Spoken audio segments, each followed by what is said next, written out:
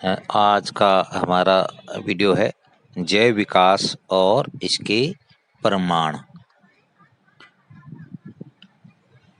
जैव विकास प्रारंभिक निम्न कोटि के सरल जीवों से समय के साथ साथ क्रमिक परिवर्तनों द्वारा अधिक विकसित एवं जटिल जीवों की उत्पत्ति को ही जैव विकास कहते हैं। हम जैव विकास को इस प्रकार भी परिभाषित कर सकते हैं। भूवैज्ञानिक काल के दौरान सरल प्रकार के पूर्वजों से परिवर्तन के फलस्वरूप जटिल जीवों का बनना जैव विकास कहलाता है। ये जैव विकास अनवरत चलने वाली प्रक्रिया है, यह हमेशा चलती रहती है। आज के विभिन्न जीव उसी रूप में नहीं बने जिस रूप में आज पाए जाते हैं, बल्कि वे एक सामान्य पूर्वज रूप से जो कहीं अधिक सरल प्रकार का रहा होगा, धीरे धीरे विकसित हुए। जीवों के लक्षण विगत काल में बदलते रहे हैं, वे आज भी बदल रहे हैं और भविष्य में भी वे बदलते रहेंगे। ऐसा इसलिए हो रहा है क्योंकि जीव जिस वातावरण में रह रहे हैं वह भी बदलता रहता है और इस परिवर्तनशील वातावरण में जीवों को जीवित बने रहने के लिए अनुकूलन की आवश्यकता होती है। आज जो विभिन्न प्रजातियां मिलती हैं, उनका उद्भव एक क्रमिक और अत्यधिक धीमी प्रक्रिया द्वारा हुआ है। इस प्रक्रिया में सैकड़ों वर्षों से लेकर हजारों वर्ष तक लगे होंगे। इसी को हम जैव विकास कहते हैं। जैव विकास के प्रमाण, एविडेंस ऑफ एवोल्यूशन। जैव विकास का समर्थन करने वाले प्रमाण जीव विज्ञान के विभिन्न क्षेत्रों में मिलते हैं। इनमें से प्रमुख प्रमाण 4 क्षेत्रों से लिए गए हैं। नंबर 1 आकारिकी प्रमाण, नंबर 2 भ्रूणों से प्रमाण, नंबर 3 जीवाश्मी और नंबर 4 अणुविज्ञान। ये 4 क्षेत्र हैं जिनसे ये प्रमाण लिए गए हैं। इसमें सर्वप्रथम आता है आकारिकी प्रमाण। यद्यपि विभिन्न प्रजाति के समूह के जीव एक दूसरे से बिल्कुल भिन्न होते हैं, फिर भी उनके कुछ लक्षणों में समानता होती है। विकास के संदर्भ में आकारिकी मूलक प्रमाण निम्न लक्षणों में मिलते हैं। नंबर 1 समजात अंग और समृद्धि अंग, नंबर 2 अवशेषीय अंग और नंबर 3 संयोजक कड़ियाँ।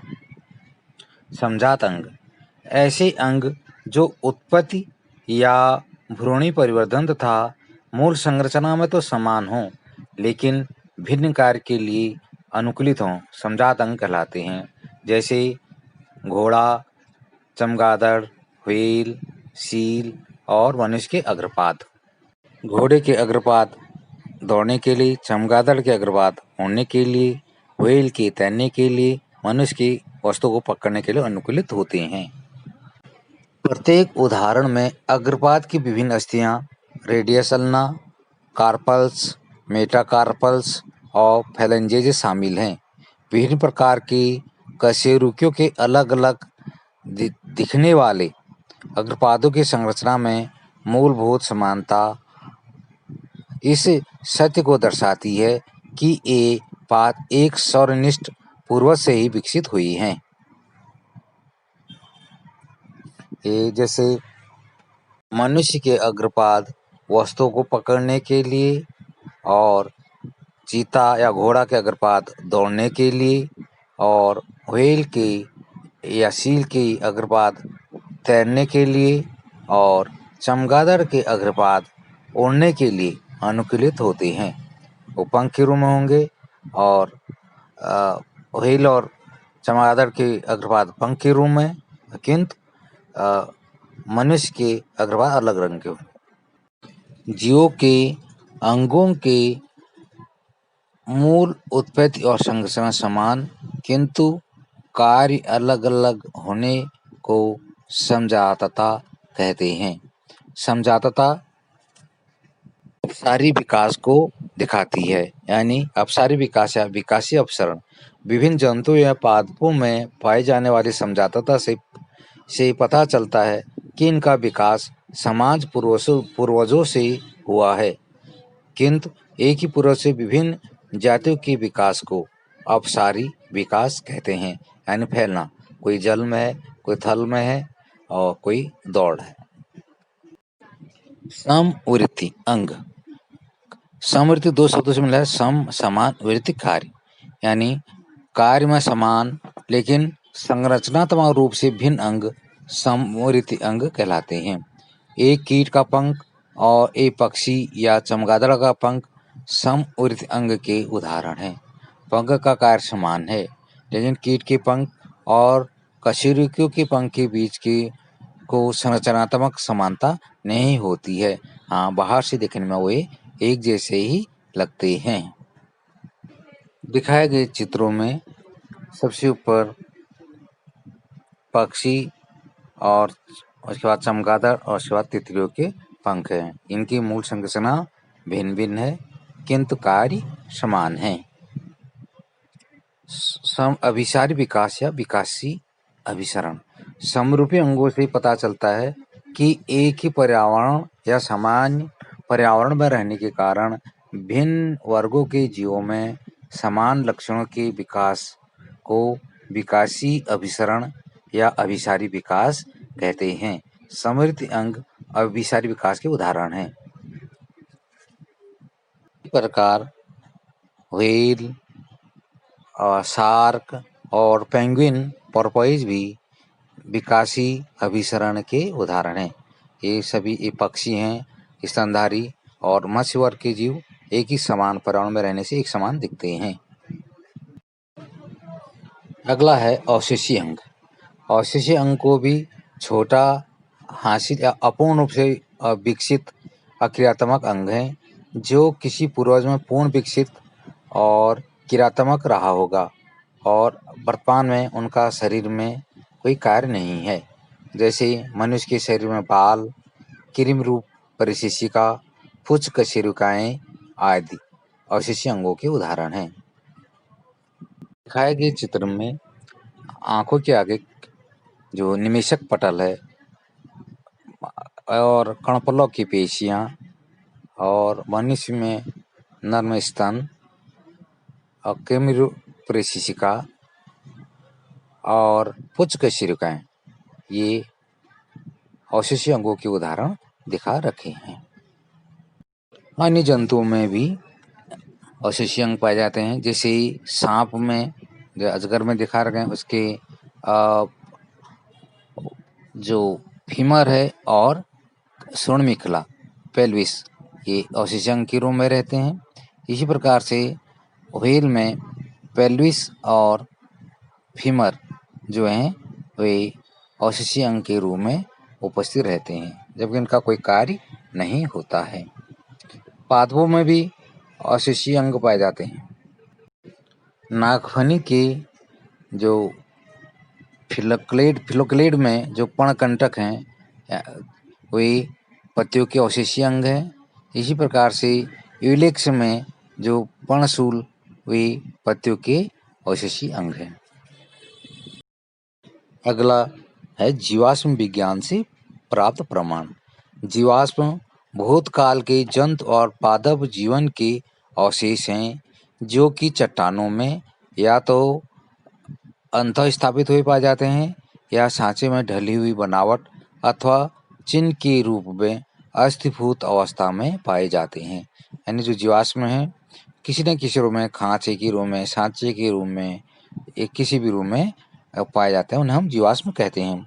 आदिम युग के जो जीवाश्म हैं वो बैक्टीरिया के हैं। उसके बाद अकोशिकीय जीवों के और उसके बाद क्रमशः मछलियों, एम्फीबियनों, रेप्टाइल्स और पक्षियों और स्तनधारियों के मिलते हैं, तथा स्तनधारियों में भी अंततः मानवों के जीवाश्म मिलते हैं।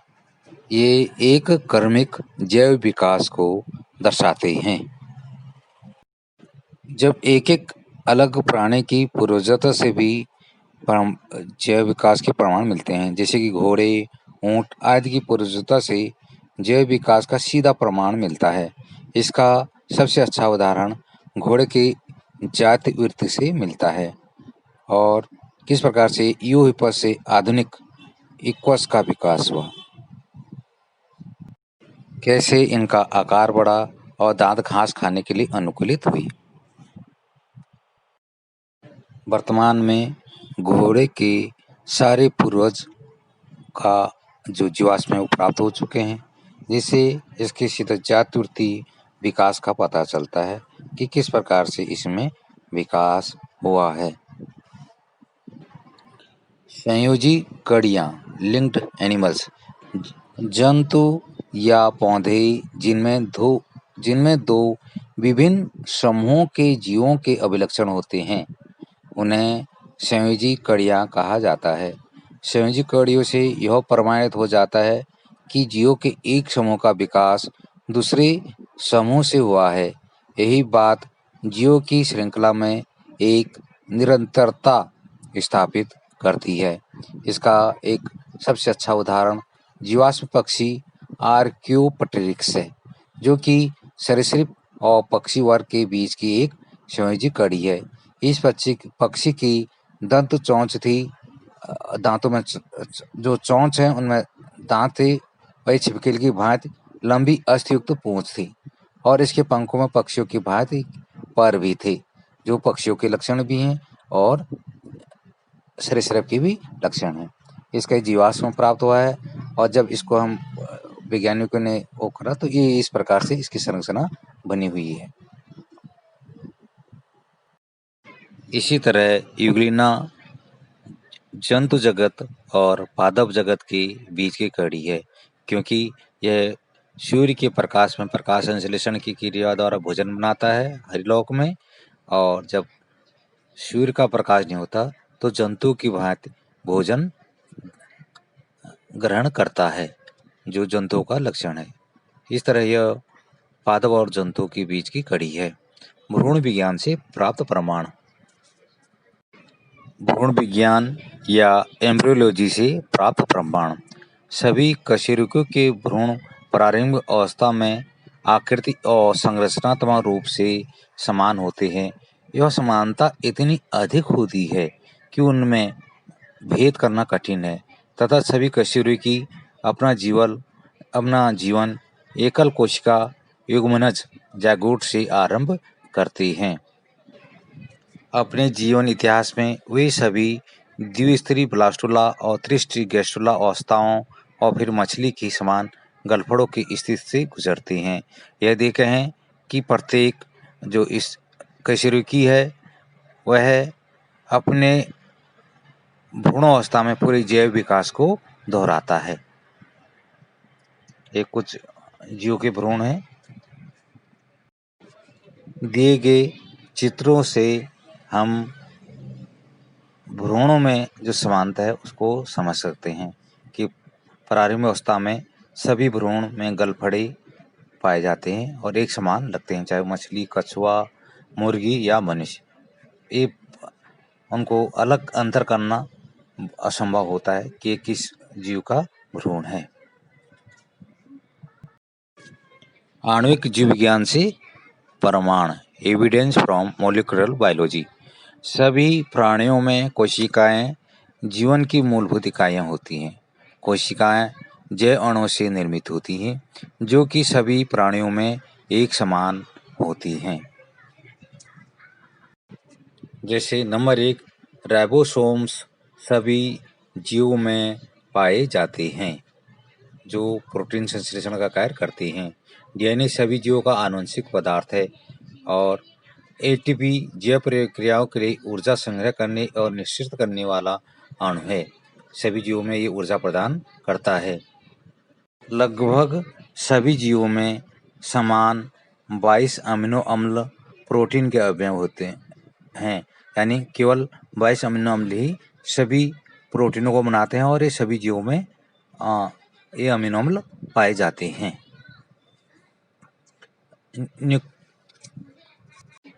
जीन कोड सार्वत्रिक होते हैं, यानी सभी में एक समान होते हैं।